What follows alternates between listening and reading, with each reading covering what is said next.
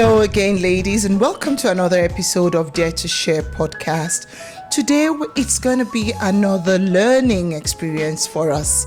On this podcast, I share the stories of women that have survived trauma and discuss how they're thriving, hoping that other women watching can learn one thing or the other.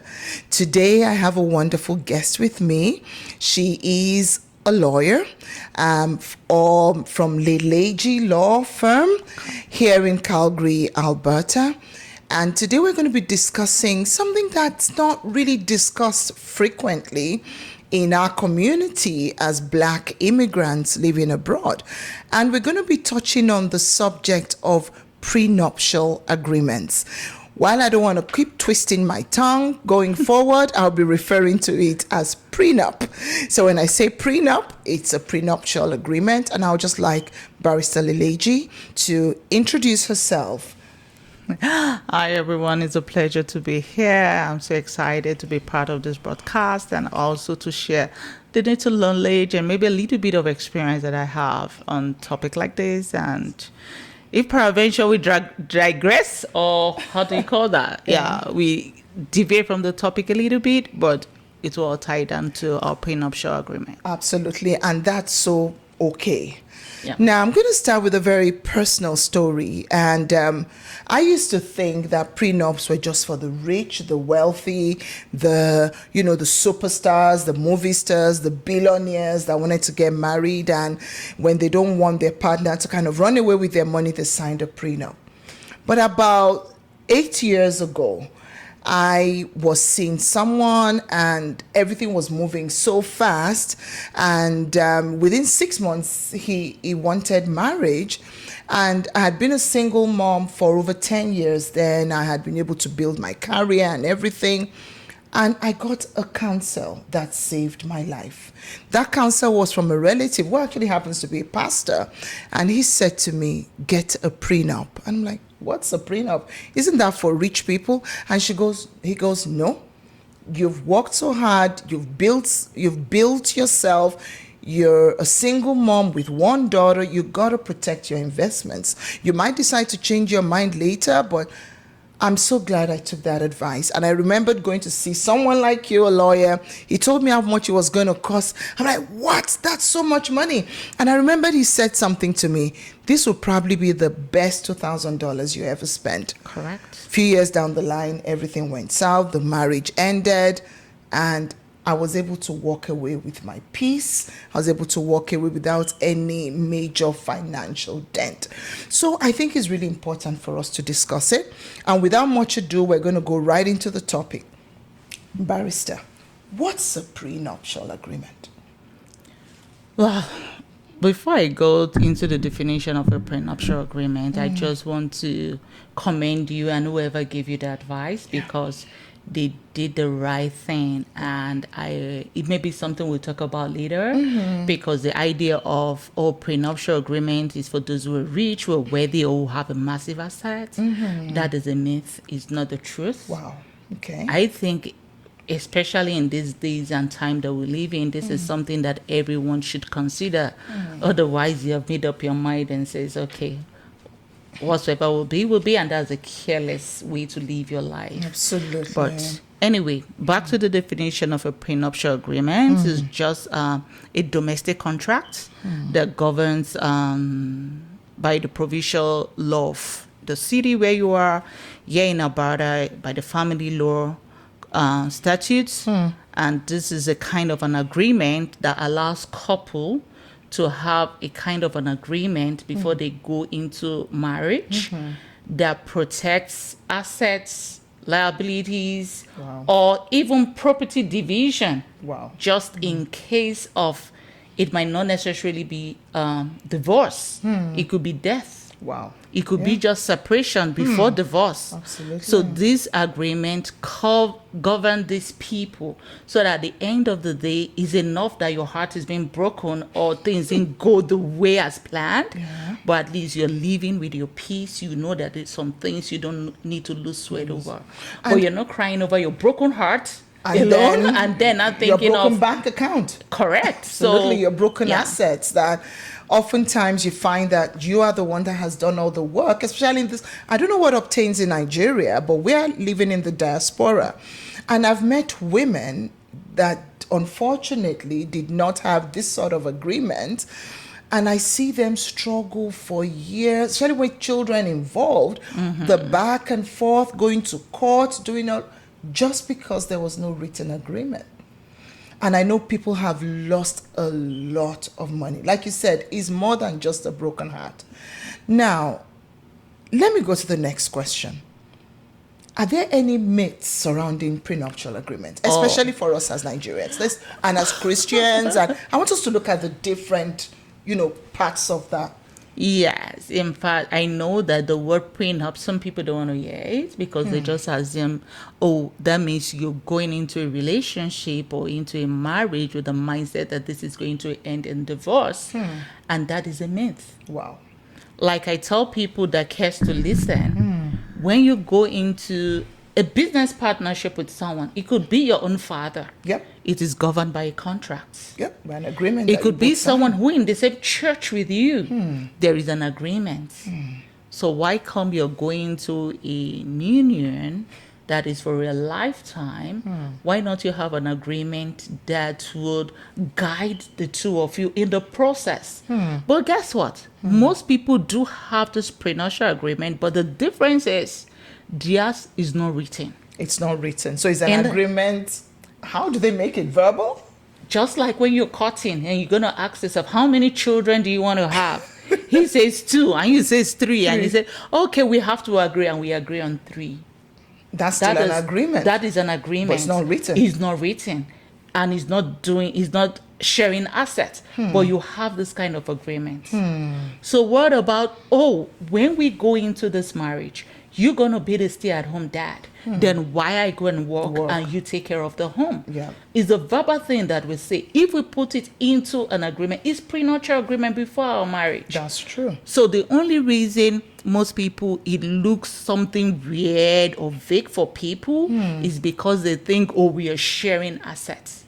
What about protecting it from external factors? Wow. Like families. When you're marrying, it's 2 families coming together.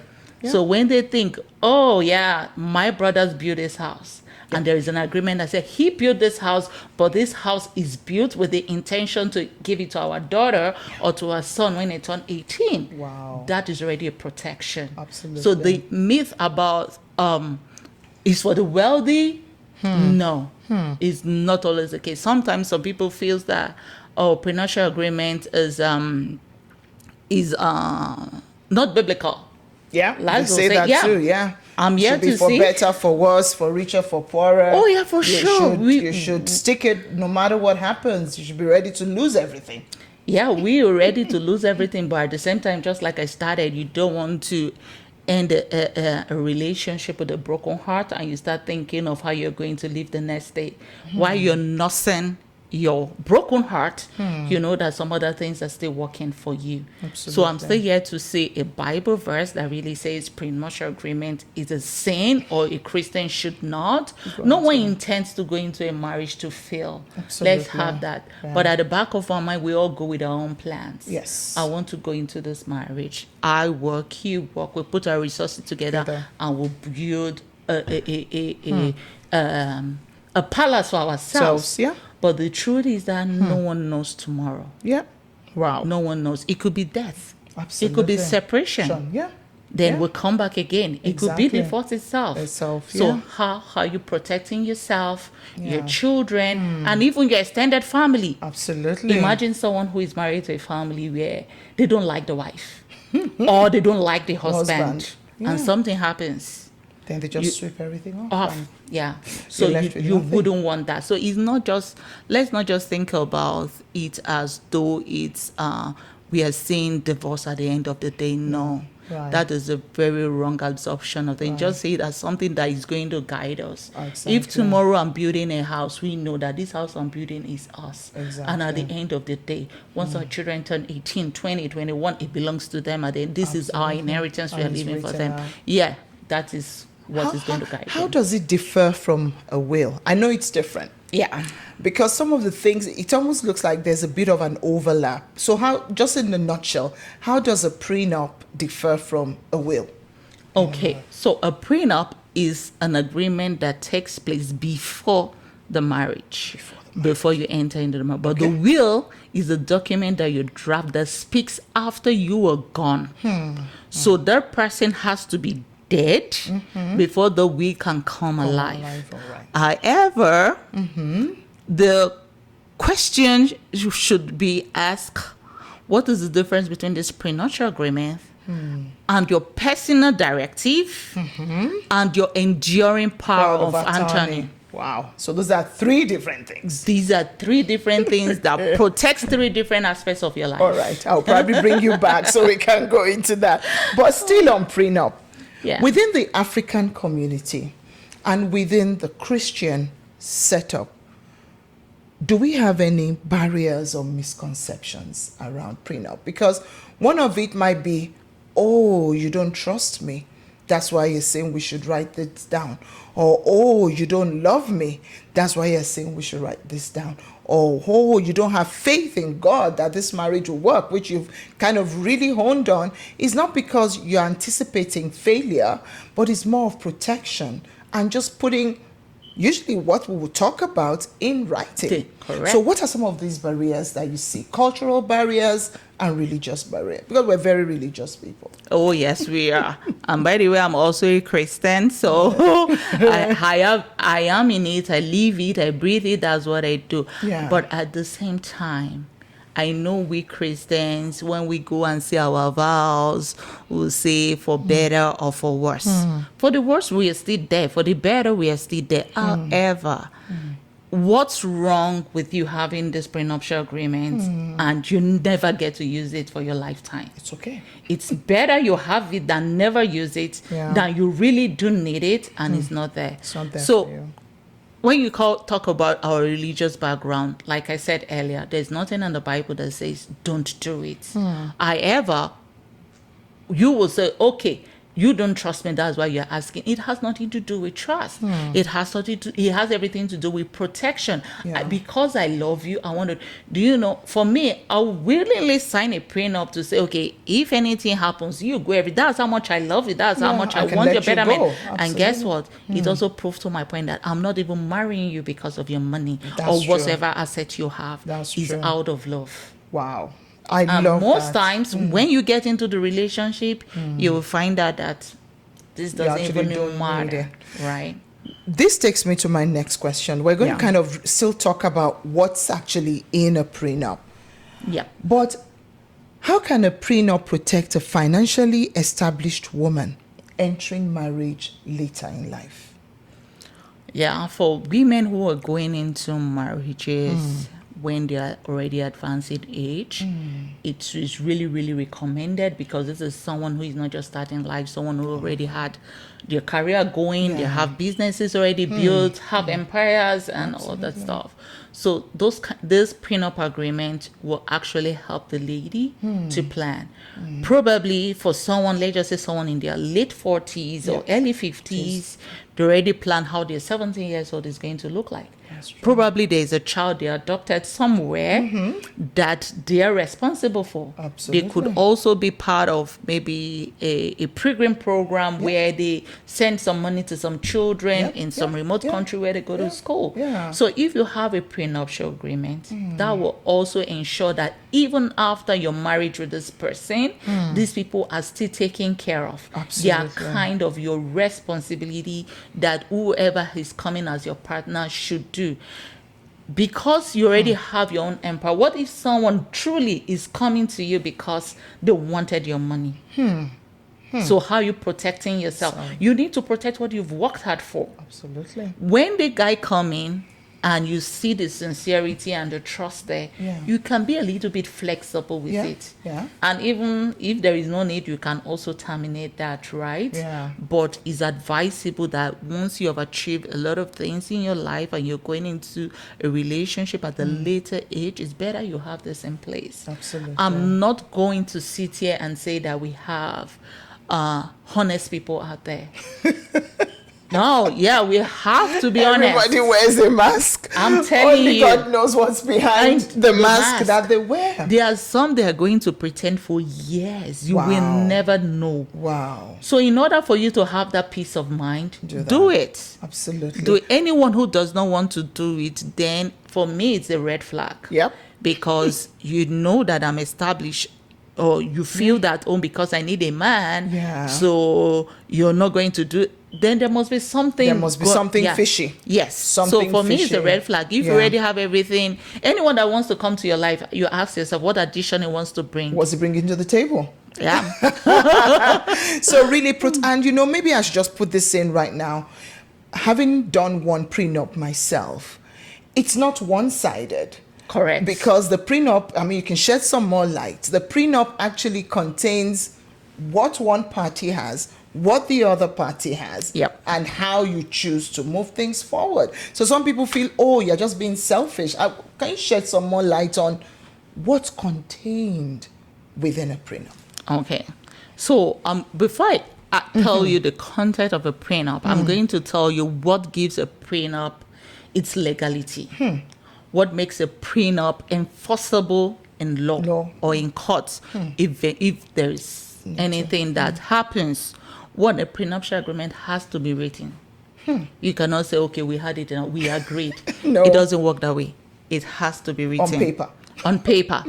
It has to be signed by both parties. And then there's independent legal advice. It's mandatory. It can't be one lawyer. It cannot be one lawyer. You're going to seek your own legal advice. He's going to seek his own legal advice. And we want to see the certificate of independent legal advice in that same agreement for it to give it its own legality. Wow. Then another thing, there must be a full financial disclosure. So when I say financial disclosure, your bank account, your asset, your liabilities, everything is being disclosed. Wow. So you know what you're bringing. He knows what he's bringing. Yeah. Everything has to be disclosed. Wow. If they discover that someone was hiding something somewhere, then you make that prenuptial agreement non-enforceable. Wow. And that takes us to the other one that gives us its legality, is that this prenuptial agreement must be fair.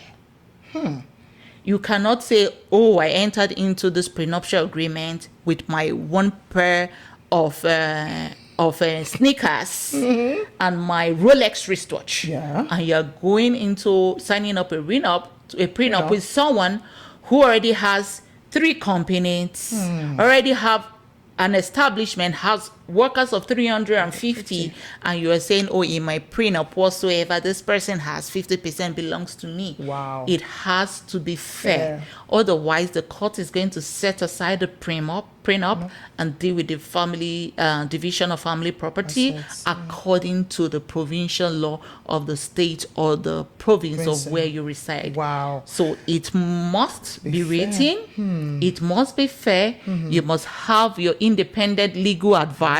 Yeah. And most importantly, you must state somewhere in the prenup that you did not sign under duress. Absolutely. You gave it from your own free will to give it its legality. I like one part that you've just mentioned, and thank you for shedding light on this. The fact that it's not just about assets, it's also about liability. Because now I know that people that go on dating sites sometimes will say, I want to know your credit score if I'm going to be dating you. Because if my credit score is over 700 and yours is like 200, that's something to kind of step back and think.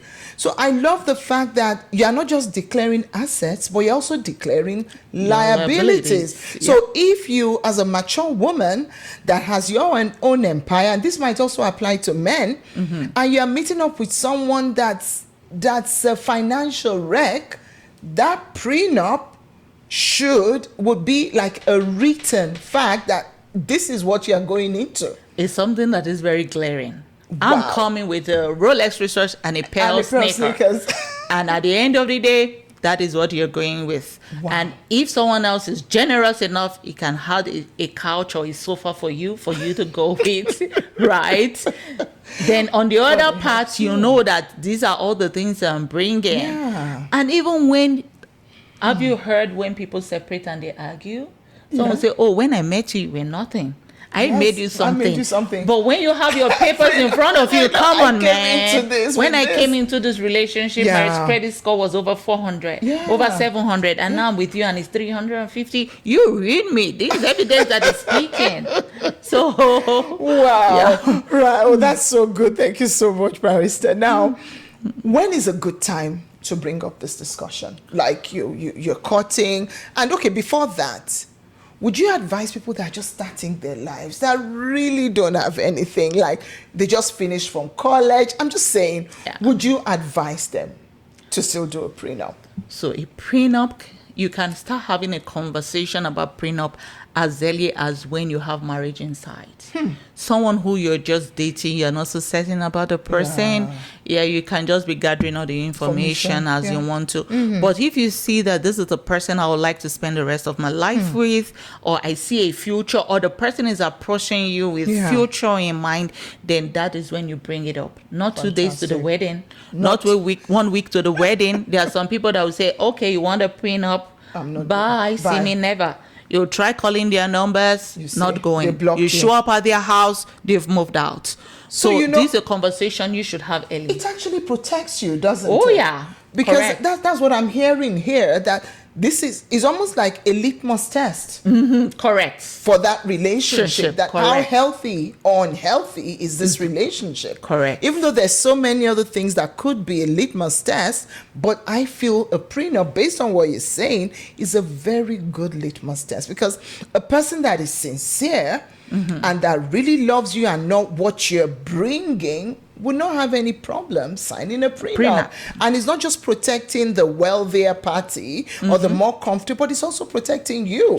Because I know you also say in the prenup, based on my experience, that, okay, this is what we're coming into. However, going forward, if this party now buys a property or invests, it remains theirs. Yeah. Or whatever you agree, isn't that right? And do you know, funny enough about the prenuptial, because it pre-exists before the union. So you know what you're coming with. You know what he's coming with. But in between, there are things you acquire together. Yes. So you know that at the end of the day, yours is secured, his is secured.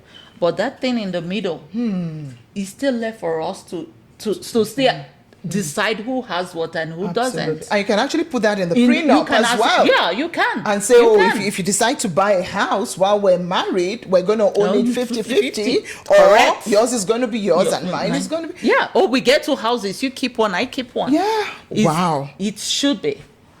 I think a prenup would really save a lot of people headaches. Oh, yes, it will. Absolutely. It will. And do you know another thing I see too? It's also going to guide them in their relationship. Because when I know that at the end, if, God forbid, we're not praying that this marriage do not work out. Yeah. But if it doesn't, and I'm leaving with just my pair of socks. And my Rolex. You have to work hard, right? Very true. So that we know that, okay, we know that this, I came with this thing, but I'm leaving with so much more because I've put in so much. Wow. But when you know that, when there is no prenup and you're going into a place of wealth and affluence and you can throw your legs the way you like, at the end of the day, you are hoping to go and grab where it breeds laziness as far as I'm concerned. And it does, unfortunately, because it's like one party is doing everything. There's nothing that is written, and therefore they just take off, isn't it? Yeah. And unfortunately, a lot of women and men have been burnt and have had to really suffer loss, like colossal losses. Oh, yeah. Because they did not do this single act of putting things down in writing. Agreed. Now, can a prenup reduce conflict or legal battles if divorce happens? Oh, yes. Oh, yeah. Absolutely. Absolutely. And you don't want to go into a divorce or a separation and you're going it legally, in the sense that you're going to court the court to decide division of family property, who is going to have the children, what parenting schedule is going to look like. You don't want to go through that route because one, you're subjected to seeing someone who has hurt you deeply every time you go to court. And every time you receive any legal document from your lawyer, your heart, it puts you back to where you were hurt. So you never completely heal. So when you have a prenuptial agreement and there is a document that says you have this, it saves you a lot of stress. The only thing that you want to fight for probably is what you acquired during the marriage. If that's not written in the prenup. If it's not written. And I heard that it's so easy. You know that, okay, I can let this go. I can have this. It's easier to deal with post marriage if you have a prenup than you don't. You don't want to go to legal battles, especially in the family law court. In the family law court, for those who have been there, is not easy at all. You're spending a lot of money, of course, paying your legal representative to fight your battle. As compared to, just like you said, maybe $2,000. $2,000. Sometimes your prenup, what's more than that? Sometimes if you have a friendly lawyer, you can have maybe less than that to get it done. Then when you get that done, it saves you those headaches than you paying a lawyer appearance fee. Of course. Then you have to pay other things, that comes with it. The trauma, the reliving some experiences. Exactly. The trauma alone, it just... You can't even put a monetary aspect to it. No, that. you can't. It doesn't have a value. So as we mentioned, we can include clauses around death, around children, inheritance, because some people go into a marriage with a big inheritance, or maybe my parents were really wealthy and they've willed some things to me. Should that also be a part of the prenup? Oh, yes, for sure. Okay, I'll give you a scenario. A man died, and in his will, he said, I want my ashes to be in this golden urn. Okay. And it should be passed down to every male child of the generation down before him. Sure. The ashes should never be scattered. It should just be passed down. And you go into a marriage with someone not knowing this family tradition. And she sees, or he sees a honey in your house and he's like, what is this? He wants to throw it away.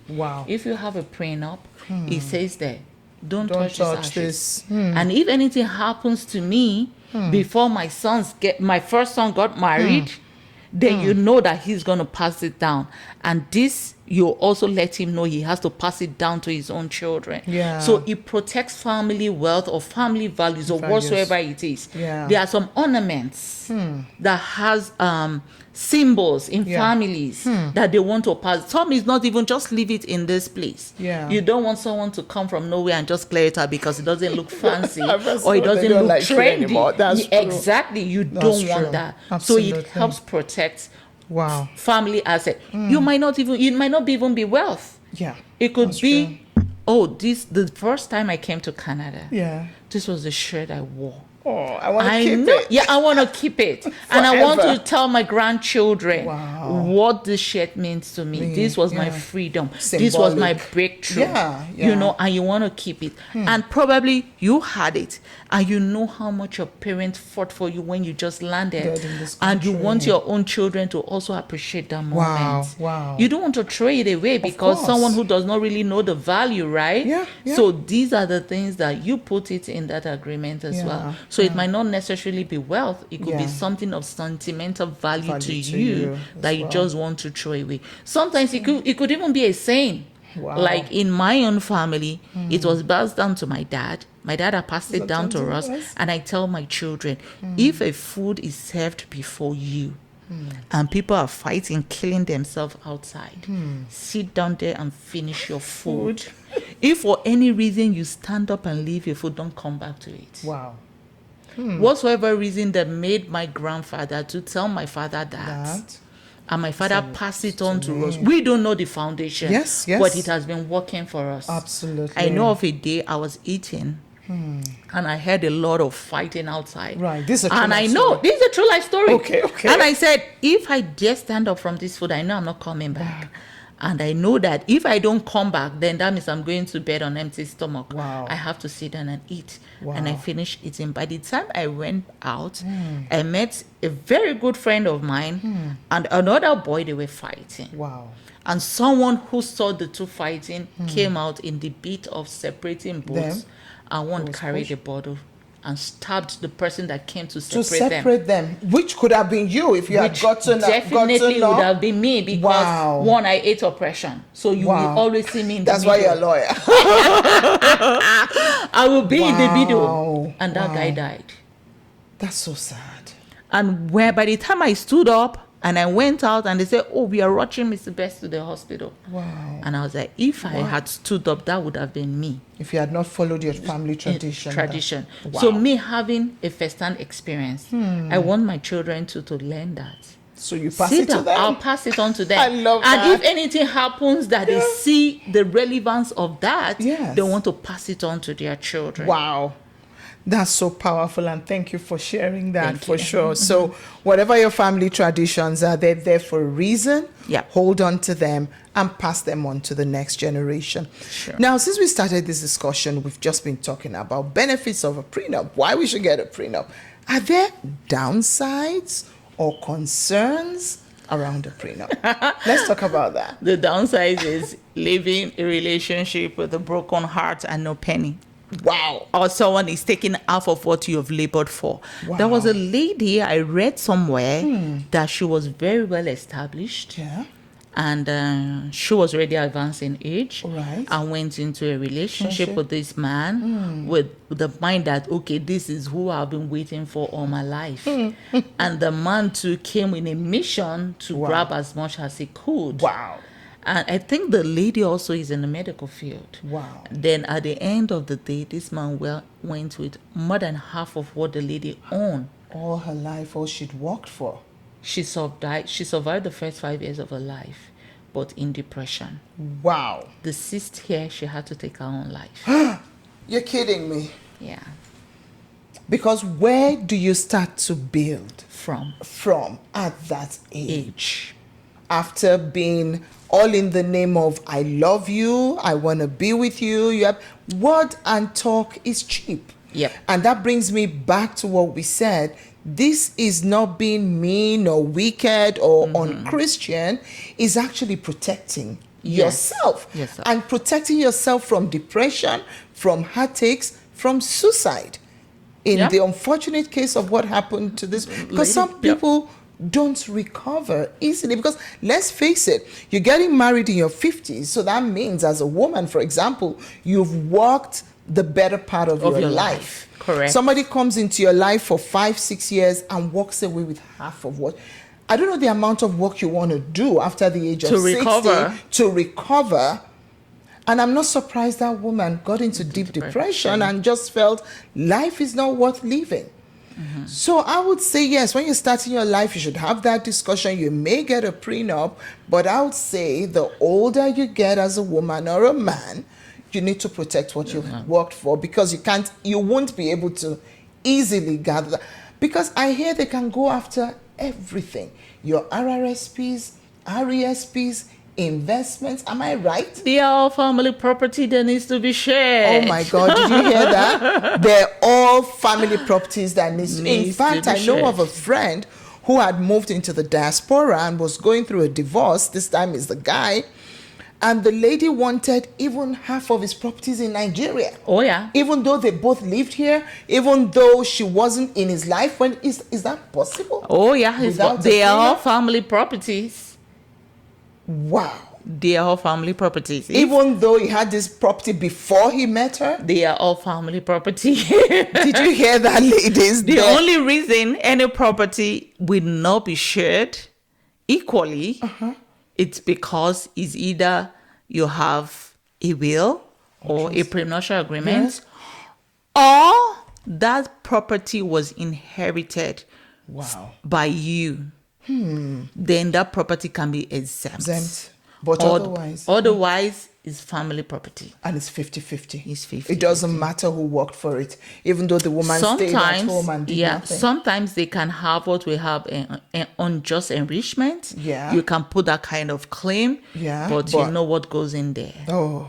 The money you will spend litigating Will probably is be enough for you to, do you know what, let go. There was one I was doing when I was with my former boss. This man went as far as digging into the property that she worked with, a company that had a cooperative society where they buy a plot of land and they start sharing. This man went after that. He went after that. Why? They've been in Canada for over 20-something years. Wow. And this woman said, I don't even know where that land is. This man went and dug out that document. Wow. And the woman said, do you know what? I give it to you 100%. Wow. And this is her. This is her. This is her own property, even before she met this man. Wow. People, I'm never short of words, but I am short of words here because it's unfortunate what people go through. And as it applies to women, it also applies to men because they went into the relationship with an open mind. They went into the relationship with trust, with love, and hoping that they would live happily ever after. And nobody really goes into a marriage planning that it's all going to break up. Some people are calculated. I mean, earlier today we were talking about the con man behind the charisma that we see even in church. So I think it's in everybody's best interest to have a prenup. Now, let me just say something because we are talking about we are always talking about why you should, and what happened if you don't. If you don't, If you don't, this is my advice. Just program your mind and yourself that in case it happens, you're going to lose 50%. You will lose and you're okay with that. Wow. You will be okay with that. So you start training your mind, your spirit, your soul, your body, that you will be okay with whatsoever loss. Then with that, you don't need a prenup. Can you do a prenup after marriage, or it's not called a prenup anymore? Yeah. Can you kind of maybe 5 years into the marriage, you start seeing some signs and you're like, okay, I really don't want a divorce, but maybe it's time to start protecting myself. So can you decide to do an agreement then? So then it's not going to be a prenup. I know. The marriage has already happened. And so that's when you can also have a contract as at that time between both parties if you want. Then also you could also have an agreement with this person and do your personal directive and your enduring power of attorney. These two documents is also going to say, because this document, they are documents that you can use while you are here. Wow. You don't have to be dead on like the will, where you can use that, right? Only, So if that is the case, you're already in the relationship and you want to have a sort of protection, have a conversation with your spouse and said, okay, it's this time. We're going to do our PD and our EPA together and get that document done. Then you guys are good. So you don't have to feel stuck for the rest of your life. Thank you so much for that. Now, in what situations can a prenup be challenged or declared invalid? Just like I said, it wasn't written. Wow. It is dead on arrival. It's DOA if it's not written. So it must be written. Yeah. It must be signed. It must be signed by both parties. It must have weaknesses. Your lawyer has the weakness. Wow. Or have another person weakness. I remembered mine was witnessed. Yes. It has to be witnessed. So you can't must just have go full and write disclosure. and fake somebody's signature and say, oh no, this is it. Nah. So that doesn't hold water. Yeah. All right. And you must have your full disclosure. Asset and liabilities. I love the asset and liabilities. You must pull independent legal advice.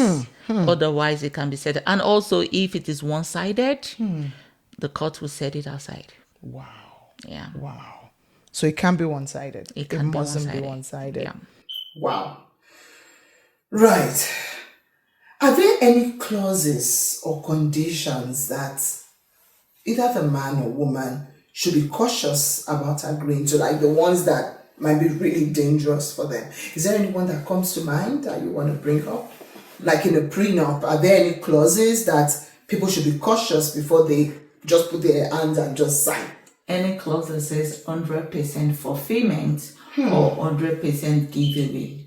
Wow. Anything you say 100%, think twice. Wow, because that's not fair. Yeah, that is not fair. And if you know that you're okay with that, then you can go ahead. If I am drafting a prenuptial agreement and someone says, I give all my asset 100%, wow, I'll be skeptical to continue. Wow. I will just say, do you know what? Then there's no need. There's no need because you've given up You've everything. already given everything. So what are you fighting for? So that fairness must be there. It must be there. It must be there. So, and if the two of you cannot agree on some issues, then for me, revisit that. Yeah. You have to. Then another thing I will also want to throw out there is that because you wrote your prenuptial agreement before you went into the marriage, that does not mean that it's going to last you for your entire lifetime. In between, you can come back and have it redrafted or amended. Just like you do a will. Like a will, revoke it and draft a new one. At that time, it's going to be an addition to what you already have that shows your omission or your addition to it. So don't make it feel as though, oh, I am stuck, because you're not stuck. You can actually make an amendment to Fantastic. So you can actually revisit and make amendments here and there. Now, a lot of people have been listening, and I'm sure there might be somebody out there that's saying, oh, I'm getting ready to get married. I think I would like to do a prenup based on everything I've heard. Can you talk us through the process of actually getting a prenup? I know we need a lawyer. Oh yeah, you need a lawyer. You can't go online or ask AI or ChatGPT to say draft me a have no answer for you. ChatGPT have no answers for you. Even if they do it for you, you still have to sit before a lawyer. Yeah. Okay. So what process goes into it? Both parties have to sit down and ask themselves, we want this. Once there is an agreement, then you consult a lawyer. Okay. At this time, if the two of you are in agreement on most parts, you can start off with one lawyer and say, okay, this is what we have agreed, and we are ready to bring all our financial disclosure and every other things that needs to be disclosed that goes in there. And the lawyer drafts it and send it to the parties for review. And if everything meets the approval, at that time, they need to get a second lawyer who independent lawyer. Independent lawyer who is going to review the document with individual parties. This one is a separate lawyer, this one with a separate lawyer to ensure that this is what he has expressed that is in it. I know that because some people, they are not so sure, oh, it was the man that brought this lawyer. Maybe by the time I signed it, I go and change something there, right? So that's why the independent legal advice is there. And once the lawyer goes through everything and talk it through with the man, and the man says, yes, this is my express wish, then he signs that document in front of the lawyer. Not, I will go home and sign and bring the signed document for you. That doesn't work. No lawyer will even do that. You have to sign in front of him or her, then the lawyer signs. Then the lawyer drafts two documents. Affidavit of execution, that this document was executed in front of me. And the second was that I gave this person an independent legal advice away from the other signing spouse. So then it gives it its legality. Otherwise, it's not. It's not. So you need a lawyer. Right. So while we're talking about that, how much time and money should someone expect to spend? I know it will vary from... Yeah, it varies from lawyers to lawyers. It varies from what you want to put in there. Some basic, there are some that are really, really advanced for both parties who are coming together. Right. Just like a blended family. Yes. He's already have his family, he's already have a family. So you could expect more. So on that note, you could expect a higher cost. Of course. But I know that prenuptial agreement, it depends on how basic. It goes from maybe 1,500 up to 10,000, 20,000. Depends on how much that needs to go in there and how much they are willing to disclose, right? Exactly. Because if issue of distrust is already there and you're coming to me, I really want to do some litigation search. I want to do some corporate search to find out where your name is and where your names are when it comes to litigation, when it comes to property, when it comes to assets, right? So it varies, and all those things are being put in mind when you are approaching a lawyer. And these are the things that lawyers do, will not tell you, but we have to do our own thing. Absolutely. So again, it's almost like you're giving yourself several layers of protection. Correct. Because it's one thing for the partner to say, oh, I don't owe anybody any money, I'm good, and this. But then when you do your due diligence, you might actually be able to pull up some things. There's some things that will just be creeping up and you just say, okay, what happened? Yes, yeah. You know, there was someone someone approached him and said, oh, we are starting this non-for-profit. Would you want to be a director on the board? I was like, okay. And he just signed and he's a director. He never received any corporation document. He didn't know what was going on. And this non-for-profit kept on filing their annual returns and saying that this man is still the director. And somehow they were investigated and discovered that there was some financial fraud. Look at that. This man who never knew that anything, he thought he was helping. He was dragged into the whole thing. And at the end of the day, if he was to sign a prenuptial agreement with someone and the lawyer is doing due diligence and is doing litigation search, they'll say, oh, you're a director in this company that is subject to so. And sometimes it will come to the knowledge of the man. Absolutely. Or maybe the man or the woman doesn't want to disclose that. And it's before then. It's something that you have to deal with or talk about at least. Wow. I mean, I don't know how much can be too much to pay for this sort of service when we look down the line at the different benefits. Now, you know what? Sorry to cut you. This is not part of prenuptial agreement, but this is a general thing. Don't ever think that the money you're paying your lawyer is too much, especially for the start. I know of someone, if she gets a new job today, as simple as employment contracts, she brings it to a lawyer. Wow. You will read it and explain to me what it is. For most of us, it's just an employment. They're giving me a job. She wants to know everything. And I look, the first time she came to me, I was like, you applied for the job. She said, you went for interview. Yeah. And they said they would give you the job. Yeah. Why didn't he said, I just want to know what I'm signing. Wow. And you know, that actually changed my orientation about a lot of things. Me, even as a lawyer, I would just put my signature. Yeah, but for this is a lady, she is not a lawyer. Wow. But she knows the importance of where a signature is put into. Wow. So in general sense, if you have anything, maybe I've not mentioned it to you, there was someone who got off a rental agreement for his basement off the internet. Oh, and just copied and pasted. Got someone in like that. And the person refused to move. He couldn't evict the person because there was no eviction clause on that contract. Oh my gosh. So for a start, at least if not for anything, a consultation will not kill you. Exactly. Do that. It will save you a lot in the future. Absolutely. Wow, thank you so much, Barrister. We've learned so much.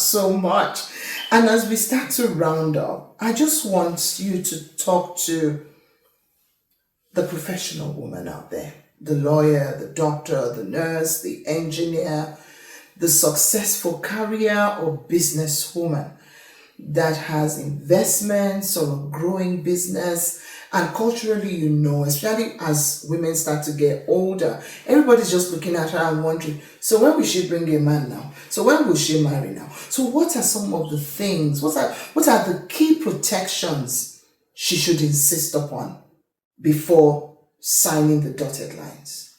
So first things first, don't be too desperate to get a man for a marriage at all costs without you sitting down first and counting your costs. Yeah. The Bible says that it's only a foolish man that sits down and says he wants to build a house without first of all sitting down and calculating how much is it going to cost me. We know that you're of that age, you want to get married, the pressure from the society, from the family is much, and you just want to get into it. Please don't go into it with your eyes shut. Someone says, don't fall in love, stand in love. You don't have to fall.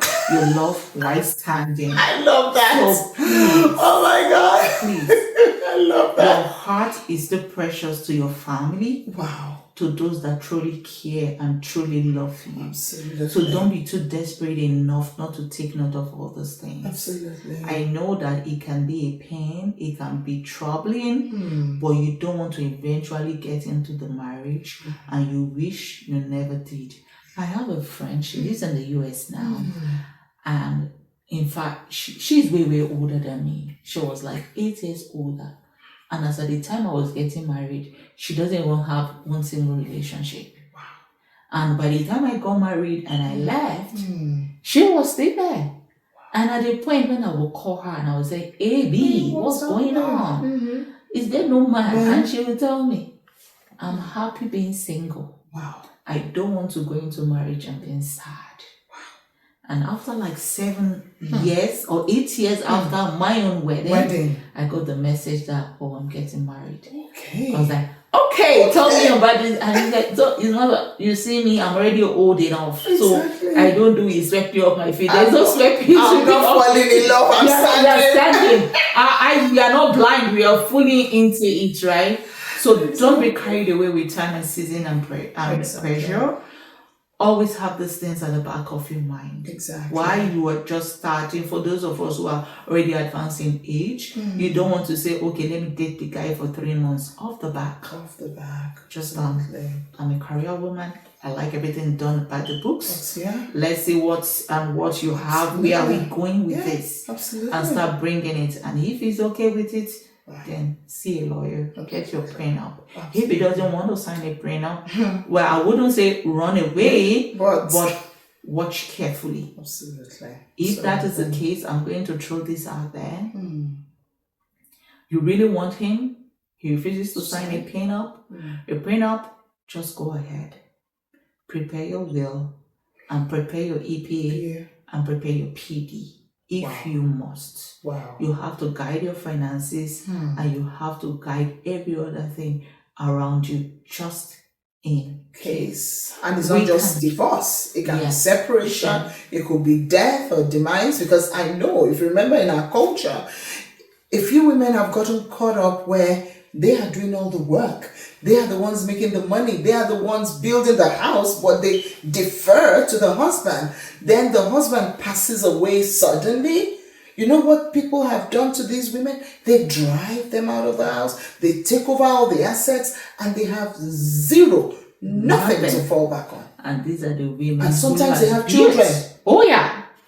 I know of someone she is very, very close to me. And when she was telling me her ordeal, what she went through, she said all throughout her entire life, she has been the highest earner. Oh my gosh. And even for 5 or 6 years, the husband was out of job. She was had the idea that he wasn't working because she kept covering for him.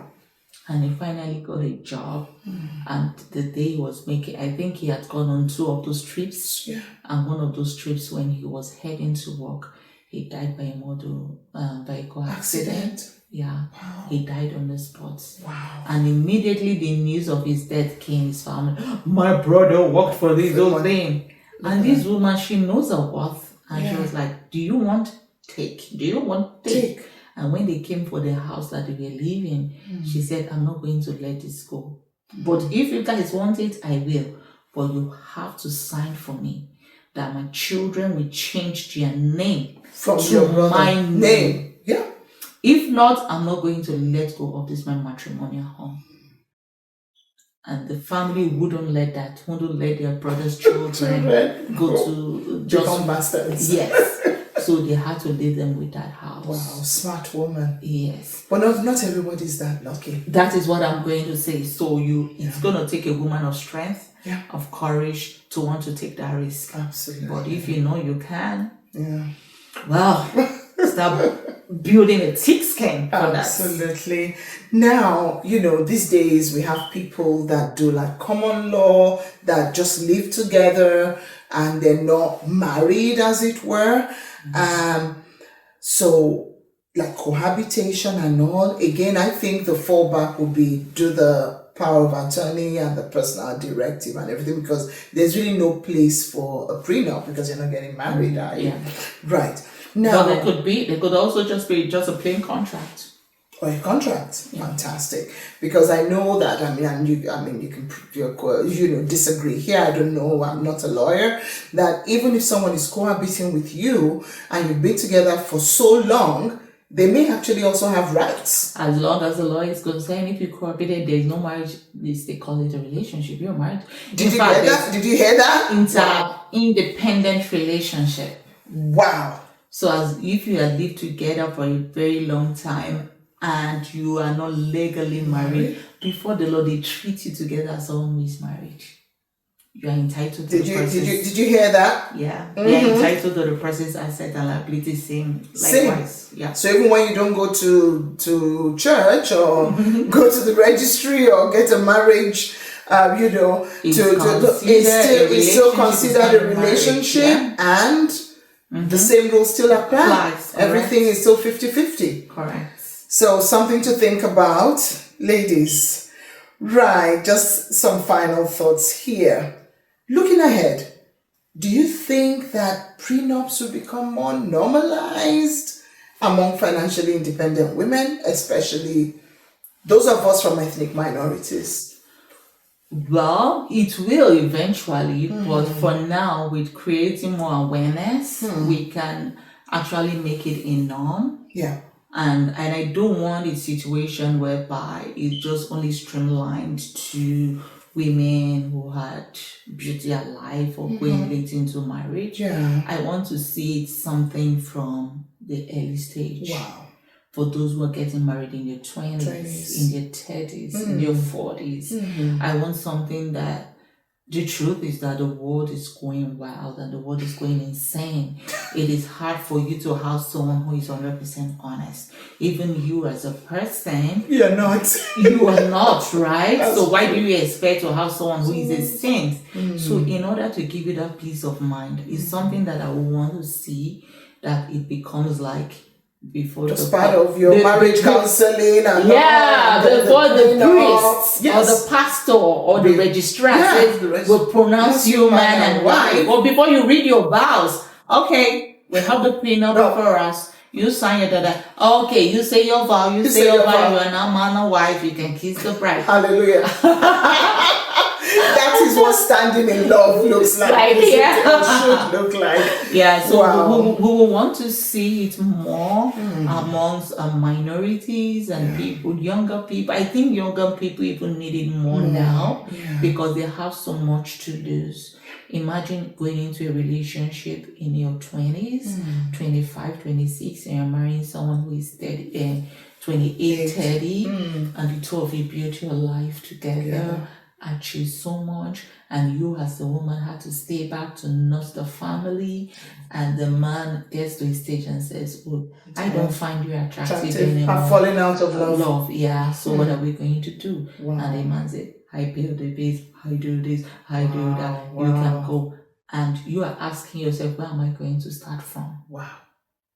So let's not streamline it to just the advanced ladies, but the younger ones.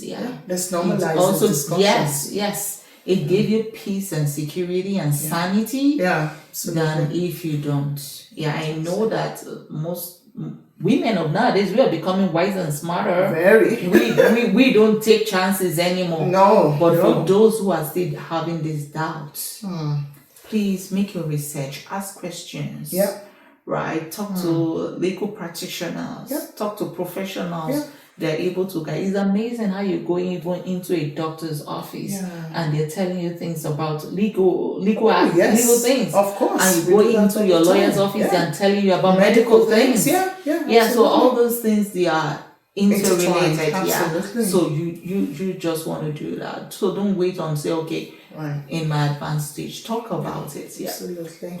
It's a discussion we need to have. It's a discussion that protects. It's a discussion that can actually be a litmus test as to the integrity of your relationship, or why some people have decided or made that decision to choose you and not the other lady as a wife. I'm glad that you're saying it's a discussion we should start early, sooner rather than later. Yes. We should discuss this with our girls and our boys and start to normalize these discussions, because again, nobody goes into a marriage because they want it to fail, but the reality is that it fails. And even though majority of marriages may do well, there will be a few that may not do well. Save yourself as a man and as a woman the heartache, the money ache, the losses, the trauma, by signing a prenup, seeing a lawyer, and knowing that there's no amount of money that you want to spend or pay the lawyer that can really suffice or match the financial cost of the pain of not having one. So before we round up, I would just like to ask if you have any final words while we round up the discussions. Well, what I usually tell, and I've said it here, I'm going to say it again. For anything you're doing, please, please, please consult your professionals. For consultation, you don't need to go into much details, but at least you have a background to work with. Don't work with assumption.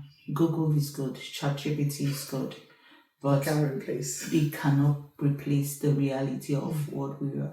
I was talking to my children the other day, and they were telling me the importance of ChatGPT and Google. I said, okay, I want to test this once. If they're truly intelligent. And they said, okay, Mommy, put it, they have all the answers for you. Yeah. And I said, okay, how old was my daughter when she lost her first tooth? You asked ChatGPT. Yeah. He will tell you to repeat it or reframe the question. At the end of the day, it says, it depends. At so and so age, they lose their teeth at this time. But I'm talking about my daughter. So there are some things that are specific to you that you cannot get anywhere. Wow.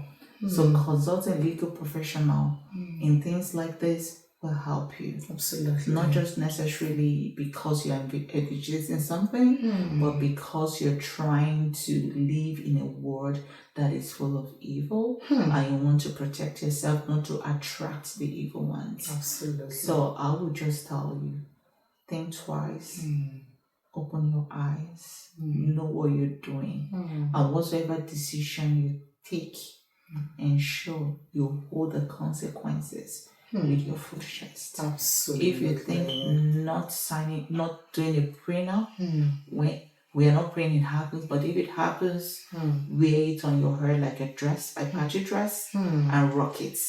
If you do, and you're happy with it, wear it as a party dress and rock it. Whichever way, you will be good. Absolutely. Wow. Thank you so, so much, Barrister. And please, some people want to engage your services. We will be talking after this podcast because I have some business for you. It's not a prenup. So how can they reach you? Not bad. How can they reach you, and how can they make use of your services? Okay, so currently we are running from the northwest community of Calgary, but we are moving to the southwest come September 1st. Yes, we have to grow, we have to expand. So our head office is going to be somewhere in the southwest. Awesome. But you can easily send me an email, and it's Salvation at Leleji Law Firm. Salvation is spelled SALVATION at Leleji, spelled LELEJI, Law LAL, Firm FIRM.com. You can easily send me an email or call us on 825-558-6778. Can you say that again? 825-558-6778. Emails are better anyway. Emails are better than calls. It's always almost impossible to me to get a hold of lawyers. But I just want to say a very big thank you to you for joining us today on the Dare to Share podcast, for sharing so much knowledge. Even I have learned so much about the prenup. I thought I knew about it by just listening to your expert advice. And if you're a woman out there needing legal advice, we have somebody here that's knowledgeable and that will be able to guide you, even if it's just a consultation, just so you know the next steps to take. Thank you so much once again. Thank you for joining me and for giving us this wonderful, wonderful, wonderful information.